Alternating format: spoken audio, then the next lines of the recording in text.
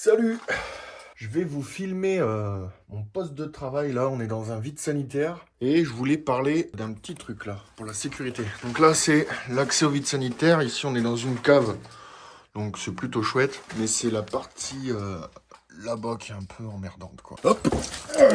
Donc, faut escalader un peu. Et ce que je voulais expliquer, c'est la sécurité pour les bouteilles de gaz. Parce que c'est vrai que...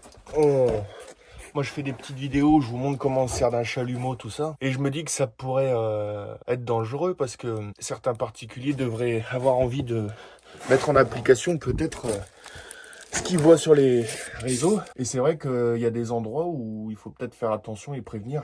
Parce que dans un vide sanitaire, c'est un peu dangereux d'utiliser des bouteilles de gaz. Donc là, on a les bouteilles de gaz, donc oxygène et acétylène. Et des fois, on a des vides sanitaires qui sont encore plus peu profonds, moins profonds. Et on aurait tendance à se dire, bah tiens, on va coucher les bouteilles tout simplement, les mettre à l'horizontale comme ça. Et puis c'est très bien, on pourra souder. Mais non, surtout pas, il faut jamais faire ça. Pourquoi il faut pas faire ça? Eh ben, pour une raison très simple en fait. Dans les bouteilles de gaz, il y a une partie qui est liquide et une partie qui est gazeuse. Et nous, ce qui nous intéresse, c'est le gaz pour souder. Et en fait, on a des détendeurs qui ne font passer que le gaz et surtout pas de liquide. Et si on couche les bouteilles, eh ben, il y a un risque que le liquide s'échappe par le détendeur. Enfin, c'est ce qui me semble, hein. En tout cas, voilà, il y a un très gros risque d'explosion et ça peut être catastrophique. Donc, toujours bien mettre les bouteilles à la verticale et si possible les accrocher. Donc là j'ai prévu un petit sando et me mettre un minimum en sécurité qu'elle tombe pas. Je pense que par là-bas elle risque de pas tenir debout, donc je vais devoir les coucher un petit peu ou voilà. Après à la limite ce qu'on peut faire c'est prendre un moellon tout simplement, coucher le moellon et mettre nos bouteilles un peu inclinées. On a le droit, il y a une tolérance. Alors je sais pas jusqu'où on peut aller. Moi je sais que j'ai déjà incliné mes bouteilles on va dire comme ça sur le moellon. Et là, je me suis permis de souder. Malgré tout, je me sens jamais serein quand je le fais.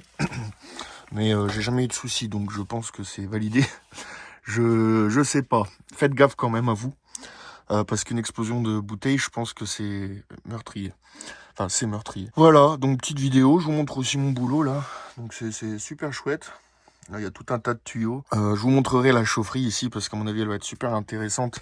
On est sur une chaudière bois. Je vous montrerai un peu comment on raccorde ça. Bah tiens, vu qu'on est dans un vide sanitaire aussi, voyez moi, ici, je me suis cassé la tête pour bosser au départ. Je bossais dans la boue, c'était horrible. Ce vide sanitaire, il est vachement humide. Et en fait, je suis parti acheter des bâches. Et voilà.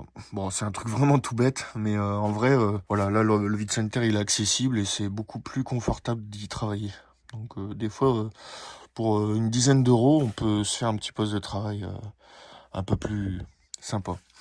Voilà, donc les sécurités surtout, ne couchez jamais les bouteilles de gaz à la verticale, à l'horizontale, pardon, c'est très très dangereux. Ah oui, je voulais rajouter quand même, bien sûr, la meilleure façon de faire, ça c'est quand vous voulez vous dépanner et que vous avez que des boyaux, une longueur un peu trop légère. Allez acheter des boyaux, des longueurs de boyaux et vous faites tirer tout dans le réseau et vous laissez les bouteilles à l'extérieur. Voilà, ça c'est bien plus logique, hein. Bon après voilà, ça coûte un peu cher, j'en ai jamais racheté, j'ai jamais eu besoin de racheter des longueurs de boyaux. Donc voilà, moi je fais comme ça. Mais si vous préférez, parce que traîner les bouteilles dans le vide sanitaire c'est chiant. C'est vrai que je sais pas pourquoi j'ai jamais... j'aurais pu investir, c'est mon métier. Mais bon voilà, ça me convient. Mais voilà, vous, si vous pouvez, achetez-vous des boyaux tout simplement. Give it to me like